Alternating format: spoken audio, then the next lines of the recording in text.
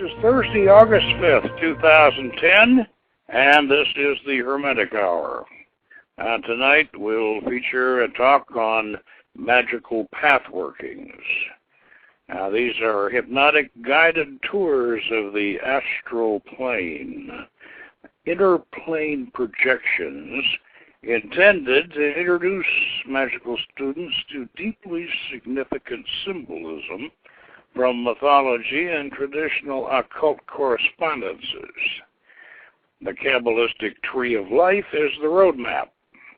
Now, the central idea here is that the student confronts the symbols or the archetypes and receives personal knowledge that he or she might not obtain by conscious study.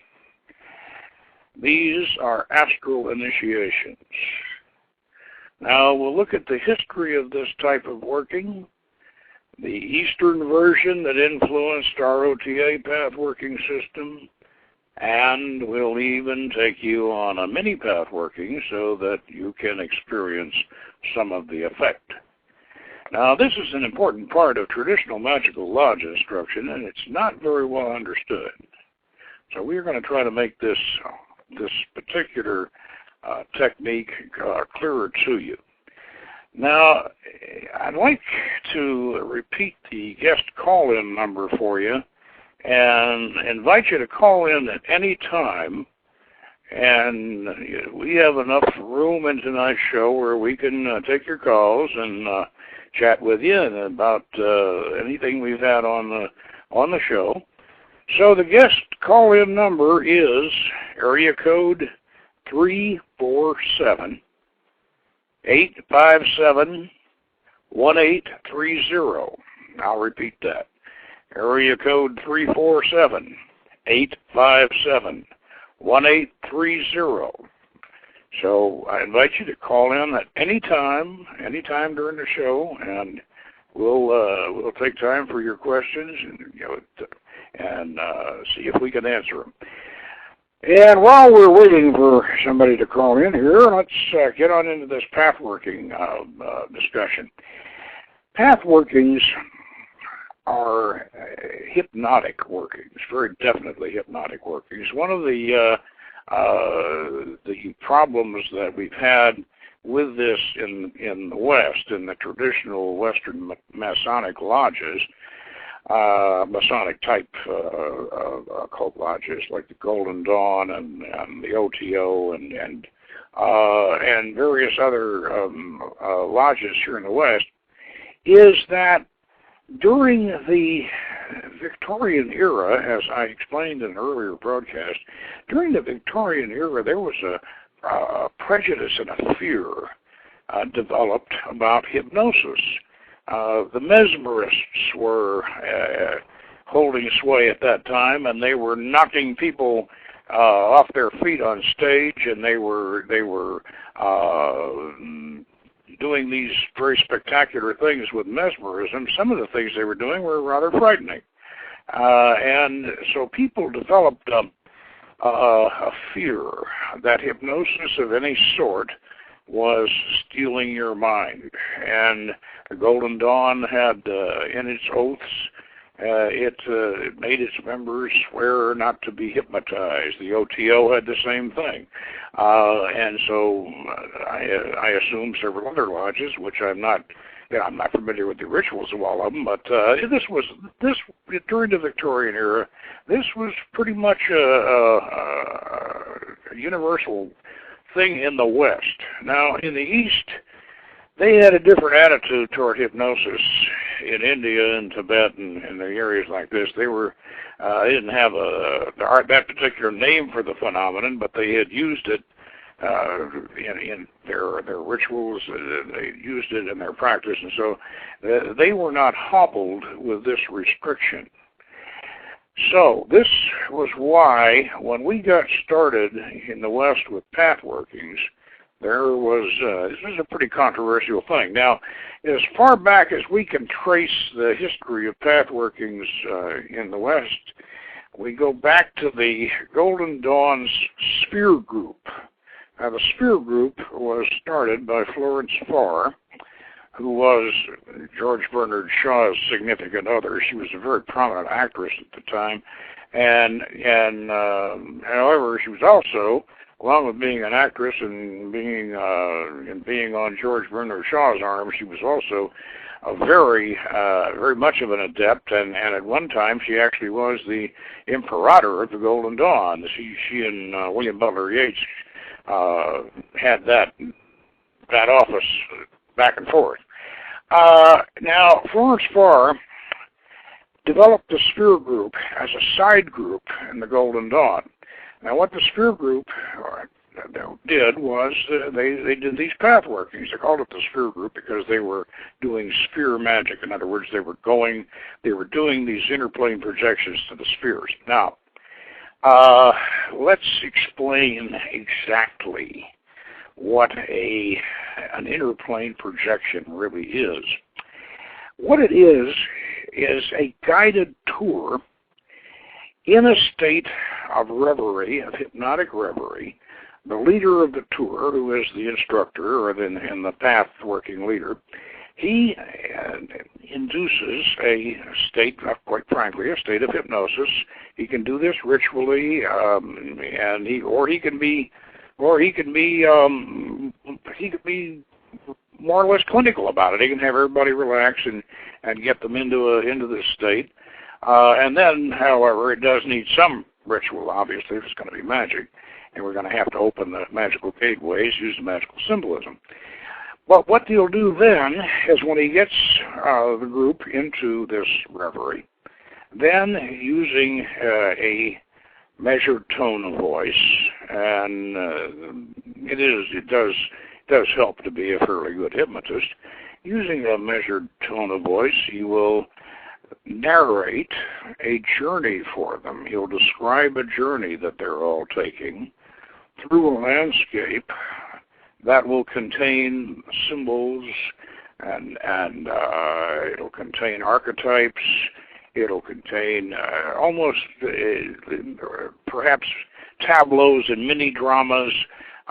He carries them along on this journey, and they should, if the pathworking is well done and if it's well constructed, they should be able to individually, in their reverie, they should be able to confront the archetype, the symbol, the tableau, whatever it is that they're brought to, and whatever it is they confront. They should be able to receive some special personal intelligence from that entity or that symbol or that inscription or whatever it is that they're brought to. And this should be their personal information for them alone. And I want to stress this now, this is the real purpose of pathworkings. This is what they're intended to do, and this is why they should be traditional. They should definitely have the symbolism of the path and the tree of life that they're working. You should have that symbolism very carefully laid out, so that as you walk along the path, taking the journey toward the sphere that you're going to, there shouldn't be any particular surprises as far as the operator is concerned. In other words, the operator knows what's there. It's all planned traditionally. And the surprises should come to the participant, to the student, who finds out these things that he otherwise never would have known, perhaps about himself, about his relation to the particular element or the particular magical correspondence that he's confronting. This is something that he can't get just by studying books or just by memorizing, or even by doing his own rituals. This gets him deep into his mind, and he can bring these things out. Now, this is a bit of a mystical proposition here, because You recall Socrates in a Hermetic moment. Socrates once said, well, we don't really learn anything, we just remember things. So in a sense, this presupposes that there's a lot of knowledge inside your own mind, that there's a tremendous depth of knowledge in your own mind that you're going to access in the course of your occult learning. And that's kind of a Hermetic proposition. That's not the sort of thing that the B.F. Skinner people would go for. And it's not the sort of thing that an atheist, reductionist, behaviorist scientist would go for. But it is the sort of thing that a Kabbalist, a Jungian, a magician, and certainly a person who believes and follows Hermetic philosophy would certainly believe in. Now, let's, for a moment here, let's make something clear here. According to our philosophy, this, where you're going along the tree here, is an entrance into a universal dimension. In other words, we believe that the human mind is at a certain level connected to every other human mind, and that granted there are infinite possibilities and infinite levels and degrees, but we don't consider that these interplane projections are just your imagination. We think they go further than that. They think they go, that you must go deep, deep, deep down into your own mind in order to go out into the universe and out to the farthest star. Now I know that sounds a bit fantastic, but that is what we believe. Remember my colleague, Lon Duquette, we just heard him the other day, and he has a wonderful song called Being God for Just 1 Hour. Talk about a magician. Anyway, Lon's quote that I love to reissue his quote, he said, it's all in your head, but you have no idea how big your head is. And my version of that is well, we take long space flights between the right ear and the left ear. And so we believe that we can access the far greater universe by doing these interplane projections. However, we do, and in our program, we stick to traditional symbolism. And we don't go off, wandering off the path into other things and whatever. We follow the traditional path symbolism as it's laid out. Now that brings a point up that leads me to a point. I'm not going to claim that we in the O.T.A. invented attention points in the West, because actually I think the sphere, although I don't know if any of the sphere pathworkings have survived, but I do know that back in the early 1960s that Basil Wilby, he writes under the name of Gareth Knight, Basil Wilby was doing them, and I have a 1965 copy of New Dimensions Red Book here, right by my elbow. And in New Dimensions Red Book, he takes a pathwork, or conducts a pathworking, 30-second path from Malkuth to Yesod, and in there he has a very definite attention point. In fact, I think I will. I'll read this to you, just his little attention point that he has on the Moon Goddess that he does here in New Dimensions Red Book. This was 1965, so this will show you what we're talking about here. If I can find it here in the book, let's see.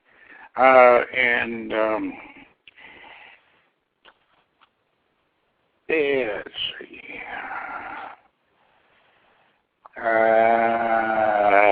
I'll start. He's already gone underwater, and they're leading people up onto this island. And he says the island is a gray kind of volcanic rock, and upon it, dominating it, is a 9-sided building shaped something like a threepenny piece, only with 9 sides. And as we watch it, the whole island and the building upon it begins to glow and become translucent, so that we can see inside a glowing blue, purple, grayish, bright lozenge. And there, seated on a throne, is a great female figure, a queen or goddess of the moon. And she has a heavy, ponderous build and a white pallor of skin one would associate with the moon. And she may well be one of the classical goddesses dedicated to the moon. And about her are many moon maidens, and there do not seem to be any men in attendance upon her.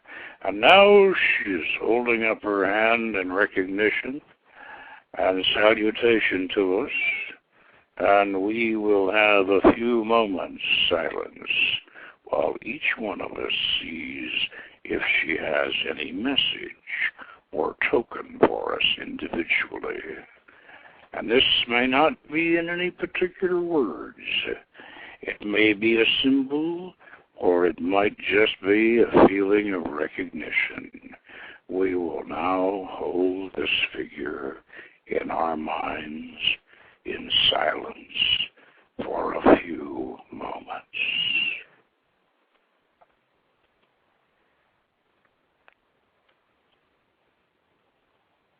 All right, and after a few moments, he gets back into his narration, and he carries them on. Now,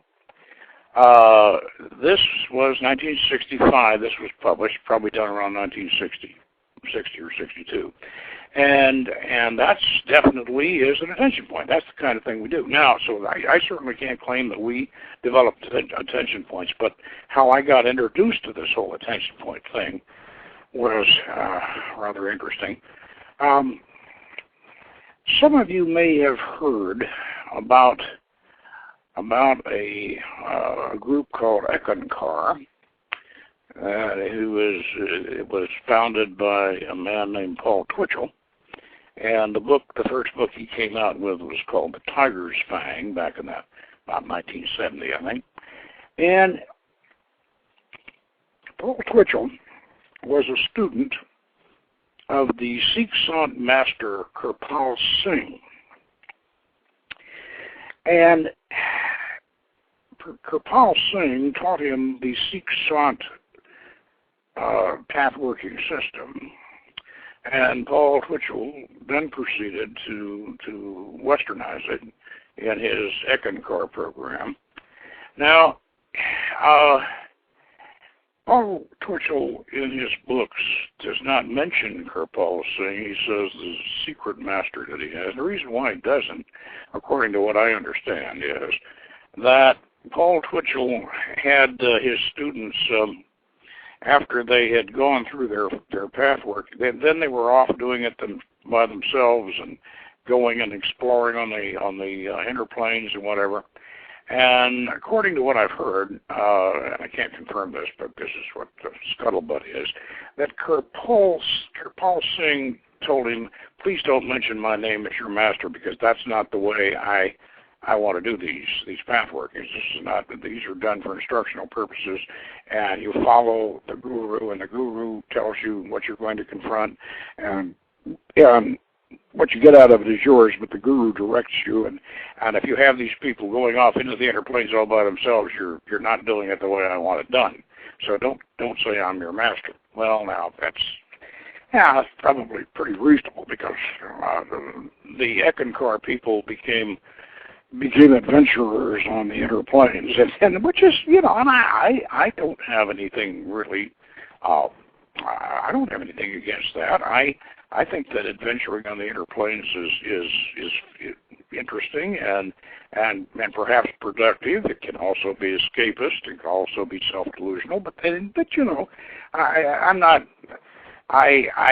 I can understand where Kirpal Singh is coming from. And anyway, that's the background on that. But I wasn't a member of Ekankar. I'd read Twitchell's book. But we had a member, he's passed on now, Frater Apollonius, who had also studied under Kirpal Singh. And he said one night, 1971, in Pasadena, in our temple, big temple on Lake Street, Lake Avenue, he said, I'm going to take you folks on an astral journey to the Temple of Venus. So we said, okay.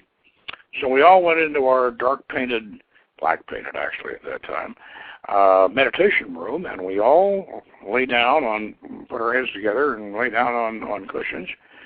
And Brother Apollonius sat there, and he was a good hypnotist, and he sat there and he got us relaxed, and he took us on this Kirpal Singh type pathworking to the Temple of Venus, and the imagery. I was astounded at the vividness of the imagery that was evoked by this. It was like I was walking through a crystalline landscape, and everything was more colorful and more intense than life itself. It was better than most dreams. I mean, it was really, and so when we came out of this, I told Apollonius, I said, we have got to kabbalize this system. We just have to get this into our, into the Kabbalah. Well, so I was really inspired. So what I did was I got, here again, Basil Wilby and Garrett Knight's 2-volume set of Practical Guide to Kabbalistic Symbolism. Now, I think that's still available. It's 2 volumes. There's something I want to explain right quick, or go back over and explain. The Hermetic Kabbalah, not the Rabbinical Kabbalah or the Hasidic Kabbalah or any of those other Kabbalahs, but the Hermetic Kabbalah is very, very much influenced by the paths and the tarot.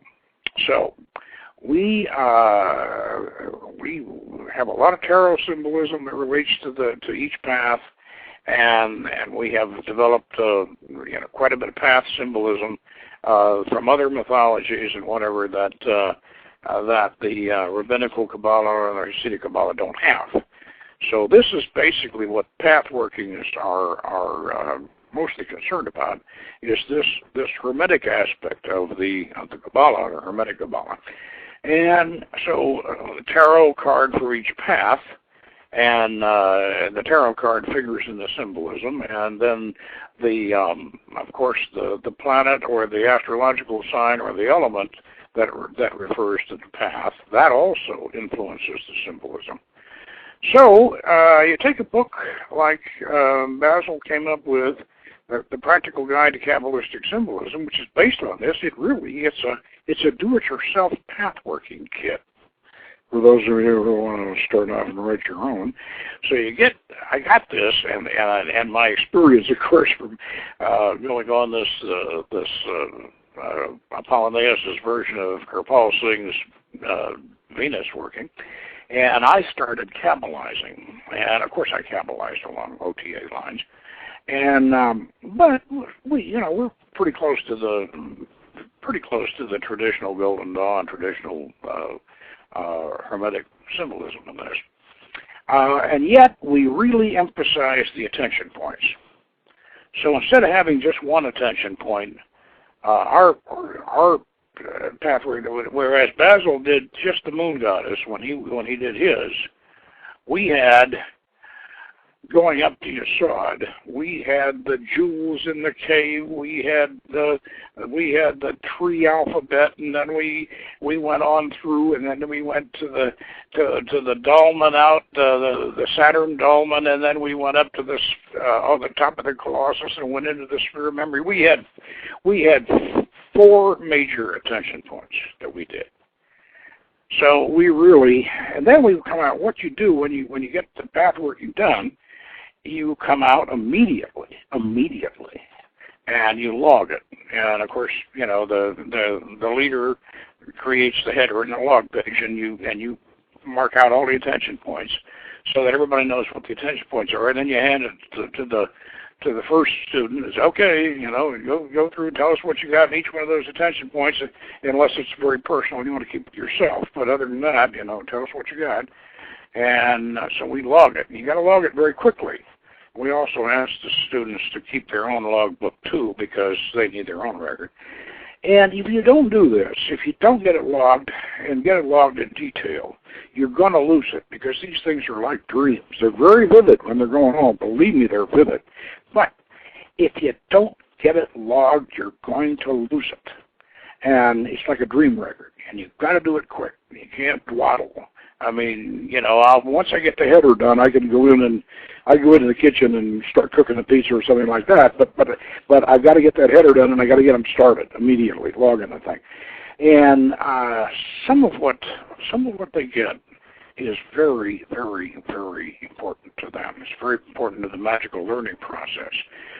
So that's basically the way we did it, from the influence of Kerpol, and also, you know, taking Basil's Practical Guide to Kabbalistic Symbolism, going through and creating our own system. Now, the way we do it, and I will describe to you the setup here, but at the same time, I'm describing the setup. Wait a minute. Remember, the call-in number is 347-857-1830. I'll repeat, 347-857-1830. Give us a call. Now, when Sister Clyto ever gets our website fixed back up so you can see the pathworking section in the website, right now, and it all, well,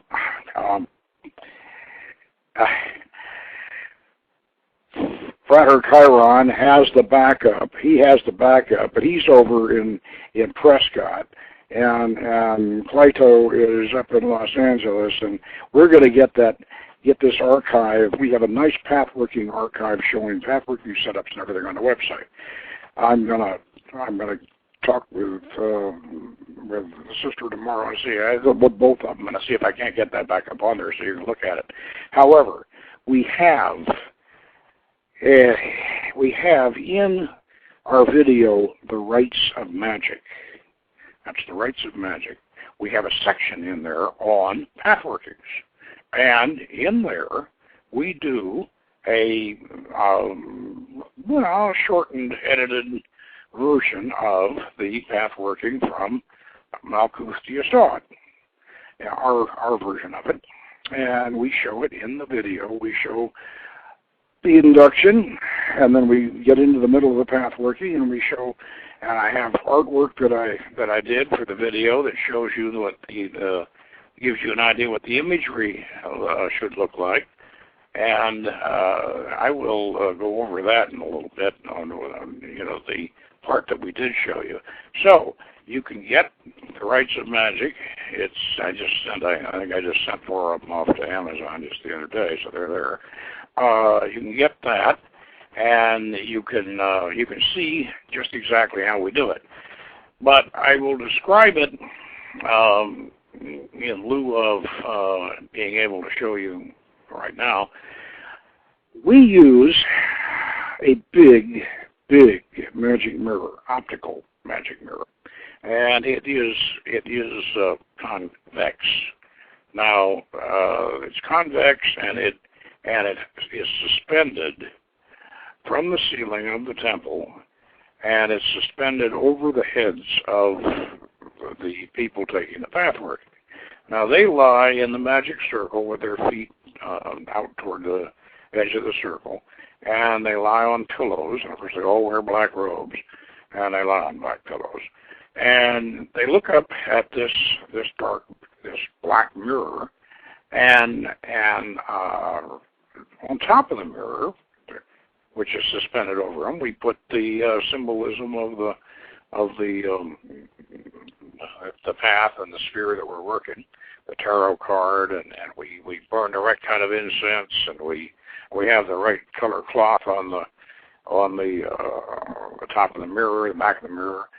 And then they, after we have a little ceremonial opening, oh, I got a call? Oh, good. Hello, you're on the air. Hi, this is Frater Chiron calling. Well, hi, Chiron. We got to get that website. I just said we got the here I am describing the pathworking setup, and we need to get that archive back on the website. I'll talk to Clydo tomorrow, and we'll get that going. What's up with you? Well, just a couple of things. I wanted to comment on your dark mirror experience that I had in your temple a while back. There was one occasion where, as dense as I am in visualizing and whatnot, I actually ended up on the other side of the mirror for a few seconds. Now, that was pretty impressive. I don't know how to describe it any better than that. It's just that I was floating in space, and I saw the 4 quarter candles, and it was warm and friendly, but it was definitely different. So it can work. So I recommend it. Oh yeah, well, I won't get into personal stuff, but I got another caller too. But we've had people that float up to the ceiling. I mean, on this thing. So, and then they still go along on the pathworking.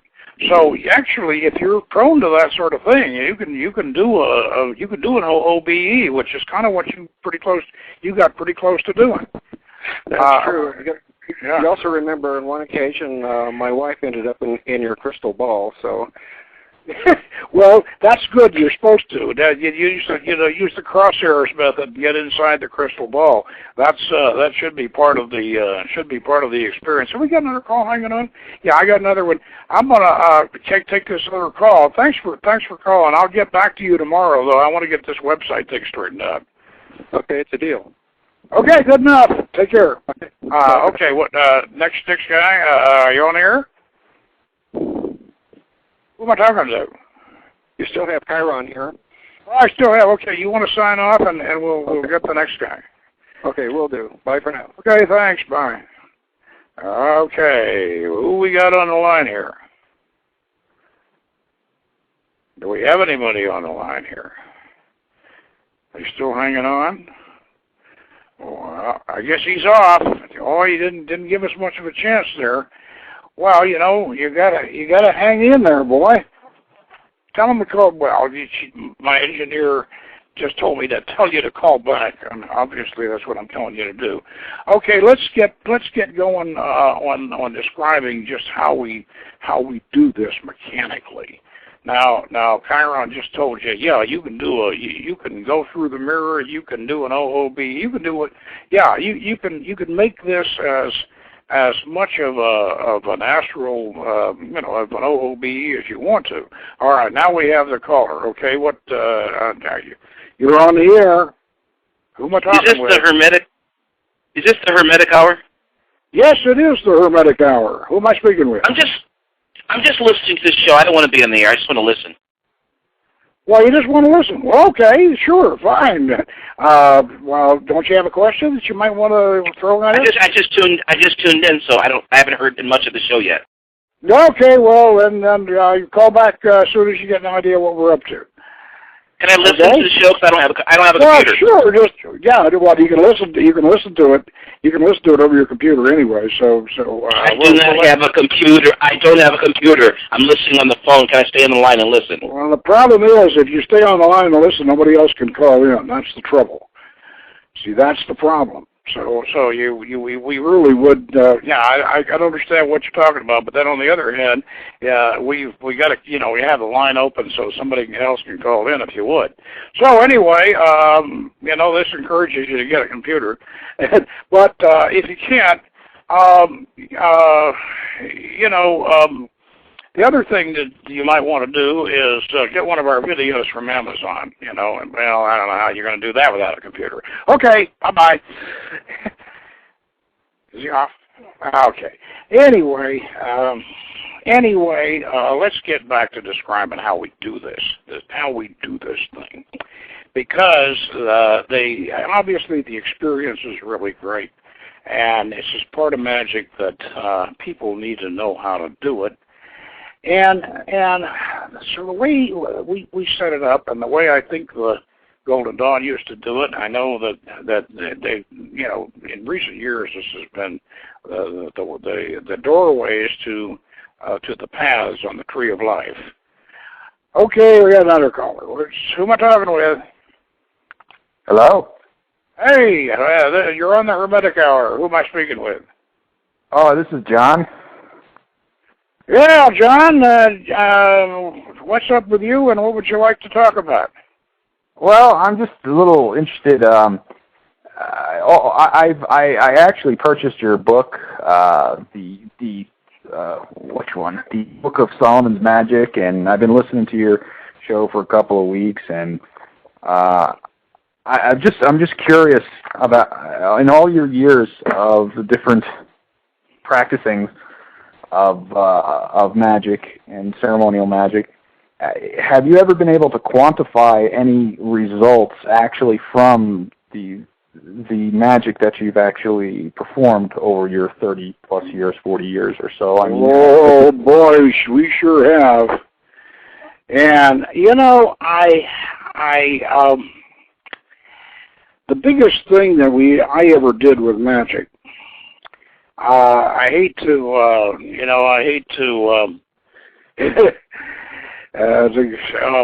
to give any, let me just put it this way. The biggest thing I ever did with magic involved sex magic, and this works, if you do it right, it works like gangbusters.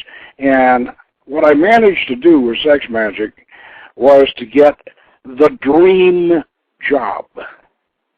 And right now, the dream job. I mean, the career job that I just wished for, and it fitted all of the characteristics that I wanted, exactly what we asked for, exactly when we asked for it, and it lasted for 9 years. And it would have, the company folded up after 9 years, but so it would have lasted for 10. And my engineer, who is my lovely engineer, who's sitting here, my producer, which is also my producer, and a national Scrabble champion on top of everything else, she worked at the same company. And no, this was amazing. And this, but I also, before that, I had done other things too. But magic works. It really does work. And one of the problems with it is, it works, but if you do it for the wrong reasons and you don't, and if you, what I'm trying to say is there's no free lunch. Yeah, there's, but believe me, it does work. Now, does that answer your question? Well, yeah, but I'm just trying to figure out exactly how you link back something, or what is considered the right reason or the wrong reason, or if the right reason is for if it's for altruistic reasons, or if the right reason is also has some self-interest in there, as long as you're a little bit altruistic, or like an example. I mean, if it was real, if it's quantifiable and effective based on ritual. Well, can someone say I want to win the lottery or something like that and put? Yeah, I said that we're trying to win the lottery with it. You're really turning the crank awful hard when you do that. That's a real hard thing to do. But as far as self-interest is concerned, I've been job shopping. I've been making good money when I was job shopping, but unfortunately I was married and had a baby, just had a child, and my gosh, you know, we needed a captive physician. I mean, we really did, and so we did this, and whammo, we got the ideal, just 15 minutes drive from my place, and it was just perfect, and it was, you know, a really, really good company, and everything worked out just beautifully. And I'll tell you that I don't think that's so much self-interest, because I was thinking about my family too, you know. Right. So you know, as long as it's a good thing, if it's a good thing, self-interest is fine. It just as long as it doesn't hurt anybody else, or you know, it doesn't. You aren't wallowing around in some kind of black magic. And frankly, to tell you the truth, if you're sociopathic, you can probably get black magic to work for you too. It doesn't work. It doesn't work for normal people because normal people got too much guilt going with it. Right. So so that's one of the dangerous things, as I said, is sociopathic individuals are attracted to black magic. And unfortunately, they can do it effectively too. But most of us, for normal people, magic should be done for the right reasons and good reasons, and it'll work for you. But that's not the reason why you do it. That's not the reason why you get into it. You get into it for enlightenment. You get into it to become something more than human. You get into it to find God. You get into it to become, well, you know, to become immortal. That's the real reason why you should do magic. And if you do it just for gimme, well, and sooner or later, it's gonna tell you what it's really for.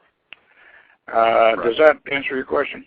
Yeah, it does. I'm not quite done with your book yet. I just got it a couple of days ago, so I'm still reading your book. But so far, it's great. I'm glad you are. The book. I've been meaning to come out with a second edition. I've got a second edition almost finished, and it's been, because that book's been out a long time. We've made a lot of improvements and additions and the stuff that I'd like to put in the second edition. But right now, it's still, the book holds up, and so I'm glad you're getting something out of it. So give us a call. You should get your movie, the Beyond Lemuria. You should get that up on Netflix so people can rent it, because I was looking for it on Netflix. It is on Netflix, but the problem is that Netflix runs out of them, and so, but it is. Netflix is carrying it. If you go to Netflix, you really? Can. Netflix. If you go to Netflix and then you plug in Beyond Lemuria, they'll show it to you. Oh, okay. Well, you know what? I actually did kind of see it, but it didn't show like there was anything that they could send me. So it probably just means that it's out. It's rented out. So they just have Warren Curley at Reality Entertainment needs to send them some more, and I'll tell him to get some more of them over there if that'll work. Anyway, okay. Let me when you get done with the book, give us another call, will you? And see. Okay, we'll do. Tell me what you like. Okay. Nice talking with you. Bye. Okay. Now back to, I was going to get this pathworking thing at least cover the technical aspects of it, so those of you who might want to do it, you'll have an idea of the elaborate way to do it and then the not so elaborate way to do it. Now, the elaborate way to do it, which we have in Rites of Magic in the video, the elaborate way to do it is, like I say, lay down in the middle of the circle in that ground star formation with your heads together.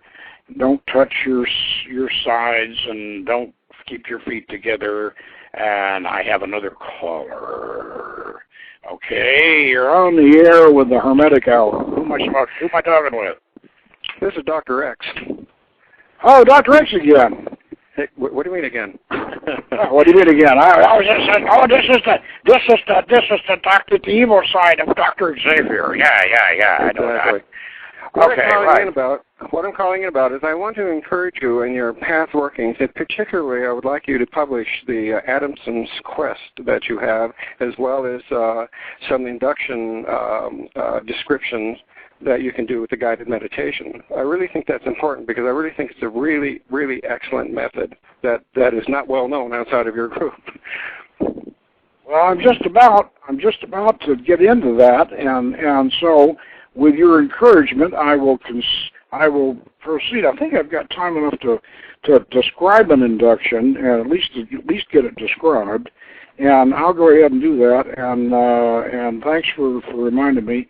And I'll be on the phone with you tomorrow. Okay? All righty. I'll get out of your way. Bye for now. Okay. Right. All right. Now look. What, as I said, the elaborate method is to take this mirror and hang it suspended over, or if you want to do the soul door method, that's where you can all sit on stools and stare at a big floor-to-ceiling dark mirror like we have in Pasadena, with an Egyptian arch around it and all that. And, oh boy, and that's the soul door method. Okay, I got another caller. You're on the Hermetic Hour. Who am I talking with? You're on the Hermetic Hour. Who am I talking with? Did I lose him? Okay, I lost him. So the soul door is great if you can afford to build one and all of that. That's fine. Or you could have a big dark mirror just hanging there, and you can sit around it and look at it. But here's the thing you want to do. You want to put a tatwa. Some of you guys, I know you know what tatwas are. Tatwas are an Eastern import that the Golden Dawn used. They're elemental. There's a tatwa for each of the 4 elements. Okay? Well, there's a whole bunch of different tatwas, but there's a tatwa for each of the 4 elements. Now, the tatwas use flashing colors. In other words, the tatwa for fire has a red triangle in the center of a green field. Now, you know what that does when you look at it, because the reflex color action of the green is red, and the reflex color action of the red is green. So if you stare at this, it's going to start flashing for you, and that can give you a magical effect which you can use. So you take the tatwa of the element which applies to the path, and you stick that on the mirror with double sticky tape. Now, of course, magicians have to have double sticky tape. There's a caller, and you're on the Hermetic Hour. Who am I speaking with? Alicia. Hi, Alicia. What could we do for you? I just want to know what exactly you're talking about. Like, how do I have a dark mirror? How do you have a dark mirror? Well, yeah. best thing to do is to get yourself a piece of glass. And be sure when you get this piece of glass cut for you, round, make sure that the edges are beveled, because otherwise you can start playing around with just a straight cut glass. Oh boy, you're asking for a bad razor cut. So have your glass cutter bevel the edges for you. Get yourself just a round piece of glass, the size that you want, and then you take the one side of the glass, and if you want to, you can sprinkle the Bardonian fluid condenser, around over it if you'd like to do that. We had a show on the Bardonian fluid condenser. You can do that if you want to, or you don't have to. And then spray yourself with various metallic spray paints and make yourself a kind of a misty vortex with metallic paint, and then spray black paint over the top of that once that's dry. And then what you end up with is a black glass that looks like you're looking into a galaxy or a nebula or something like that. And it's this real nice black glass. Of course, if it has fluid condenser in it, then you're, that's even better. And then mount it in a nice frame and prop it up, and you're good to go. Does that answer your question? Yes.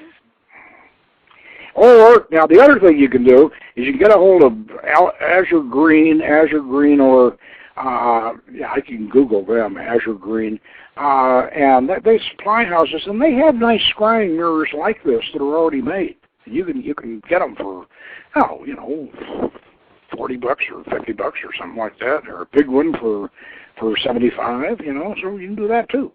Okay, and thanks for calling, and we'll call me back when you get your mirror, and we'll talk you through it. Okay. Okay. Thank you. Okay. Right. Bye. So yeah. Bye. All right. Now back to the tattwa in the mirror. Okay, we got the tattwa in the mirror. Now, the informal way of doing this, and let me point this out. You don't need to have all this equipment. In fact, Basil Welby, when he did that little pathworking that I read you before, they just sat down in a dark room and lit a candle, burned a little incense, and off they went. You don't need all of this, but it helps. It helps to have that focal point. It helps to go out through the mirror. Now, so I would say the mirror and the tattwa would be very, very good way to do this. And the right incense, and of course, naturally do a pentagram ritual before you start. And if you want to elaborate a little bit more, you could open up the sphere that you're going to. That requires a septagram ritual or a hexagram ritual if you're into the Golden Dawn and the things. But here again, keep it simple. And the pentagram ritual is very nice for protection to get yourself going.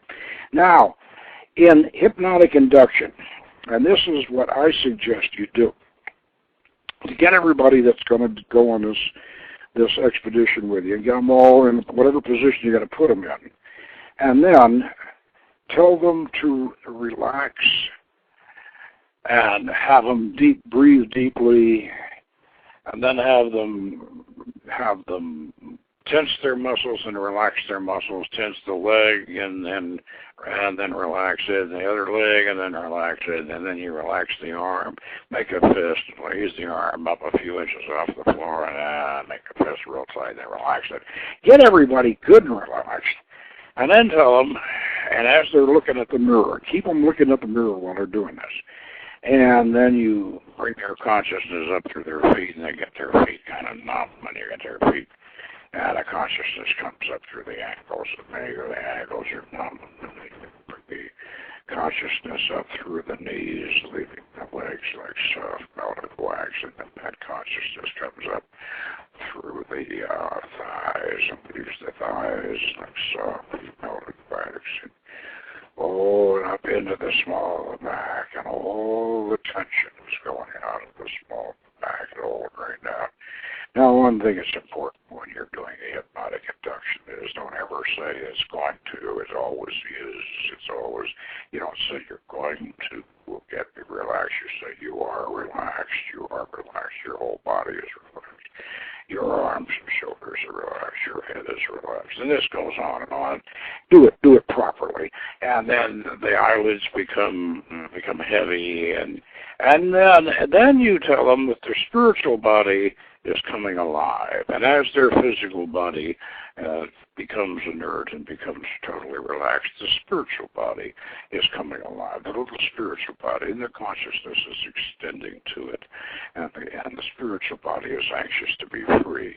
And the spiritual body, as the physical eyelids close, the spiritual body will move forward, and the spiritual body in the mirror gets larger, and the spiritual body is rolling out and flying out through the top. And as their eyes close, the spiritual body wings its way through the dark mirror, and you find yourself in the realm of the elements. And you're in the cavern, and you're walking down the cavern in the phosphorescent glow of the walls. And now okay, everybody, wake up. Now, the important thing about this is to get that spiritual body, get that little spiritual body out there as the eyes close, the physical eyes close. You get that spiritual body out there and make that bridge between the imagination and the staring at the mirror and the tattwa, and the imagination should blend as the spiritual body goes out, the eyes close. This requires some skill. You should know how to do it, and you should practice it. And I strongly suggest that everybody that's going to do this program, and I said so in the Book of Solomon's Magic, get yourself a copy of Leslie M. Lacron's self-hypnotism. It's a technique and use in daily living. And go through the whole book. It's real simple. It's real short. And train yourself as a self-hypnotist. And then the result of that will be you will be a very good hypnotist.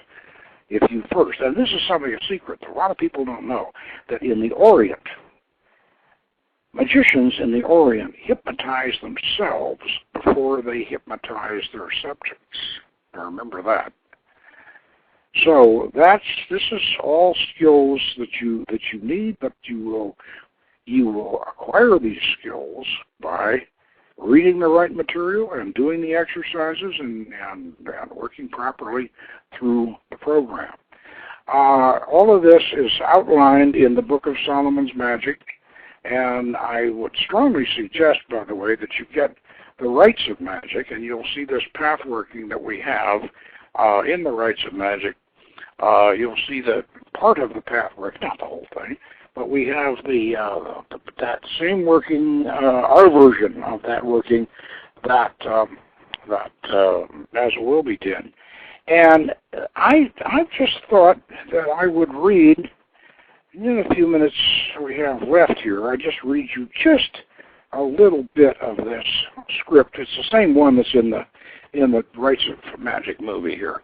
To give you an idea of how this sounds. Clouds bury the vast seascape beyond in a pale silver light. You have a panoramic view of the shoreline of the Gulf. Directly below you, an ancient stone causeway stretches out half a mile beyond the surf, and then spirals upward toward the giant statue of a standing man bearing a great crystal globe on his shoulders. This is the Colossus of Yasod. Far out on the dark horizon to your left, an orange light flashes from the distant sphere of Hod, and far off to the right, a green spark glimmers from the sphere of Netzach. And as you watch these distant beacons focus their rays on the crystal without the Colossus, and the crystal shimmers with an electric aura, and suddenly a violet ray is projected directly towards you. Yeah.